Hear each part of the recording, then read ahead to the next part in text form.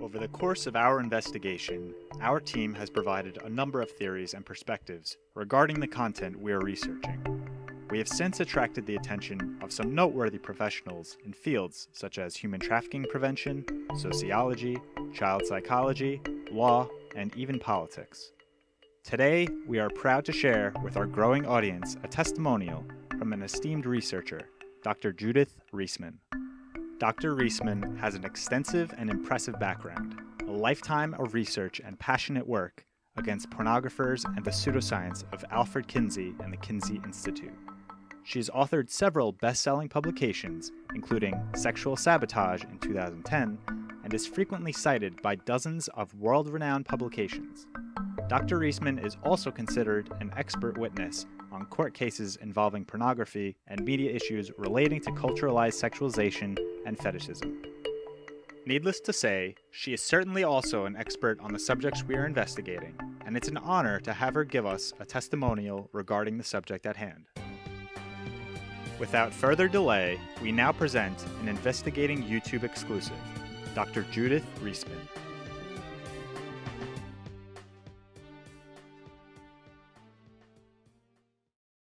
First question is, after looking at the top 10 YouTube videos for Investigating YouTube, what are your initial reactions?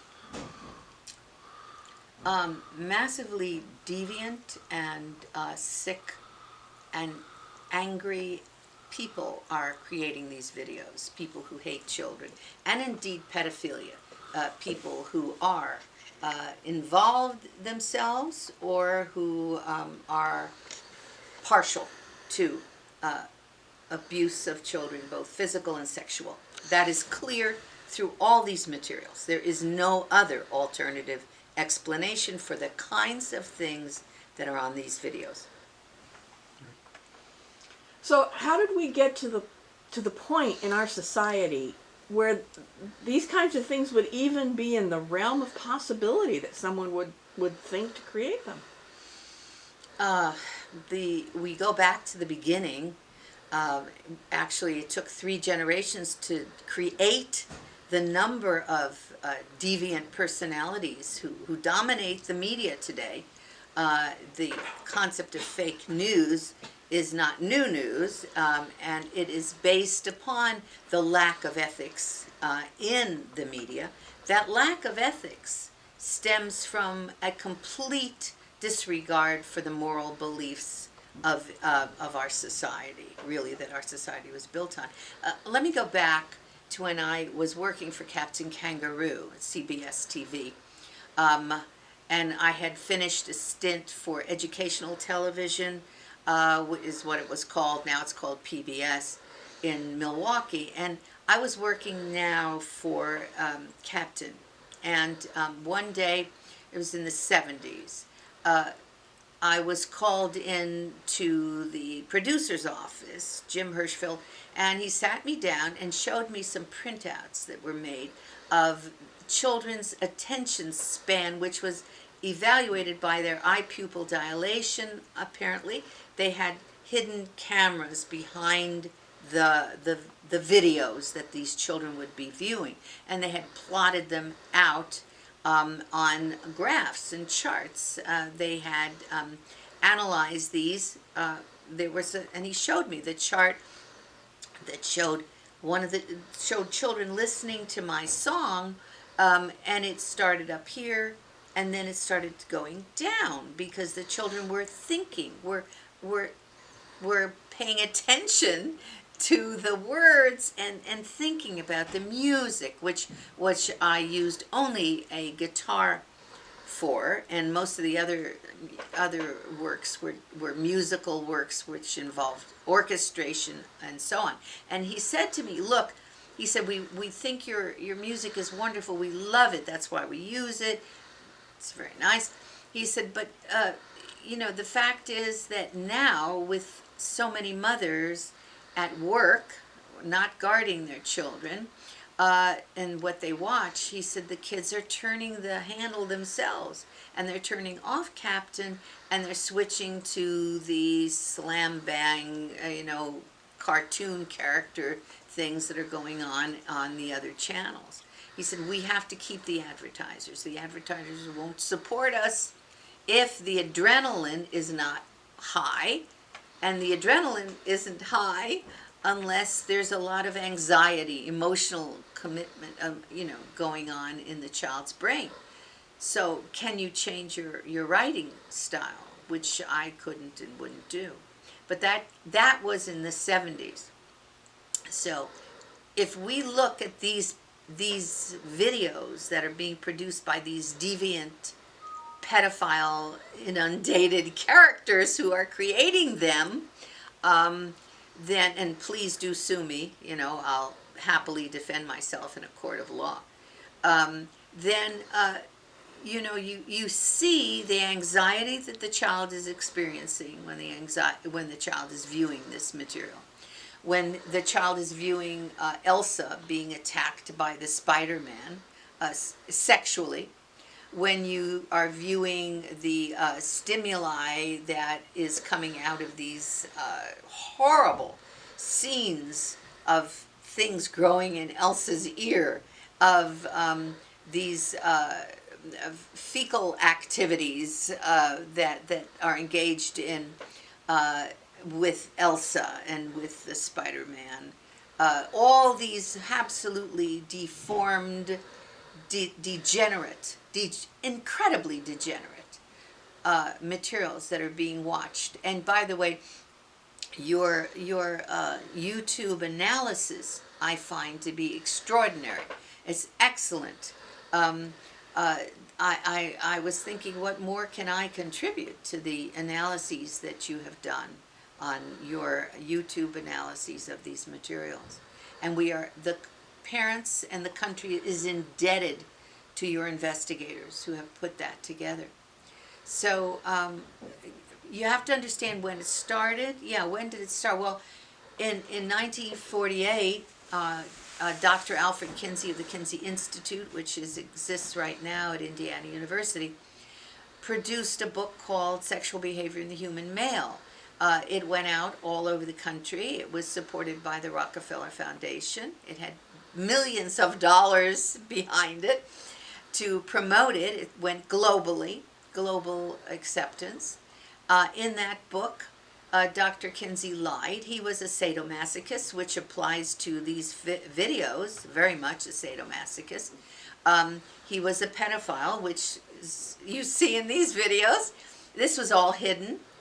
He was a masturbatory addict, which is part of the videos.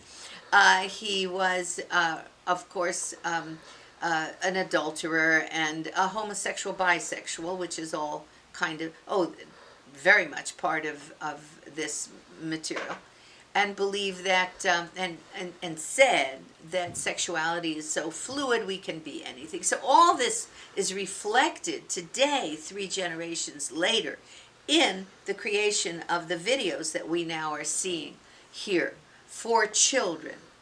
Now, the main thing, of course, was that Kinsey also, as I said, was a pedophile. We know that because he was involved in the sexual torture, rapes of at least 317 to 2,035 infants and children, 2 months of age to 14 years of age, for so-called orgasms. So this is a long way of saying all of this began to move into the culture. Hugh Hefner said that he was a virgin himself until age 22, which was common at that time. And he said that reading Kinsey changed everything. He then, from then on, was going to be Kinsey's pamphleteer. And as most of you probably know, he created a magazine subsequent to that called Playboy, which began the transition for America and the world from our moral position, our common laws, our laws, because all those got changed based on Kinsey, the transition across we track it all the way, the timeline from Playboy to Penthouse to Hustler, each period of time closing and closing to today's bludgeoning pornography, and eventually things like today, these videos by Disney, or if not by Disney, approved by Disney. I remember in Playboy there was a nude girl about supposedly about 7 years of age, lying on Disney sheets. There were the sheets across her foot, but the rest of her was obviously naked, and it was an incest picture. She was a real girl, and it was an incest picture. I won't quote it here because it's obscene, but it urged incest, and it urged rape of this little girl. And Disney was there on her feet. Now, Disney never did anything about that that sequence in Playboy, but at the same time, I recalled reading that they were suing a nursery school for putting the Mickey Mouse images on their little wooden wall outside the nursery school. They sued for that. Disney is known as being the most litigious and protective of its copyrights. So to use Elsa and to use the Frozen as images and dress these Elsa characters in their clothing and have them act out as they do, and the Marvel comic and the Superman, the Spider-Man, comic, to have all that present in these videos, as far as I am concerned, what I would love to see this open them up, Disney itself, for whatever part it plays. I would love to see it open up for a massive lawsuit. I would like to see a congressional investigation at least take place of this material. Who is doing it? Why? What do they have in mind? We know that the children who are watching it are imitating. We know that copycat crimes are standard even for adults, copycat crimes for children. Now, how many people are keeping track of who is raping the little child in the next room in imitation of Spider-Man on top of Elsa, which appears in that material? What about those bonds, those duct tape things that are wrapping another child up, and in a bed? What about Spider-Man doing the things that he is doing and now with the film celebrating Spider-Man? This cannot be coincidental. I would say that this is the most, and I've dealt with harmful materials for the past 30 years. I have dealt with the worst, I thought, of the worst. I really have. I have never seen anything as vicious, as sadistic, as pedophilic as I have been witnessing in this material. I cannot say this with more strength than I do. It has got to not only stop, but the people who are involved must be arrested. They must be charged with contributing to the delinquency of minors, at least, at minimum. We would like to thank Dr. Reisman and her staff at the Liberty Institute for preparing this testimonial.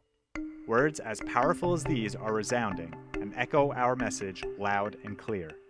We would also like to take this time to invite any other professionals to provide their own perspective as we plan more videos like this one in the future. The investigating YouTube team sees it best to approach the topic from a broad range of perspectives and personalities, because despite our differences, we can all agree on one thing. These videos are not appropriate for children. Please write to us at investigatingyoutube@protonmail.com if you would like to contribute to an upcoming video. We are also seeking testimonials from concerned parents or those whose children have been exposed to this content. We will do our best to help get your message out for the world to hear, as it has become our duty to continue investigating YouTube. Please subscribe to our channel to follow along with our investigation and share these videos with any parents in your life, so we may continue to expose the darker side of children's YouTube.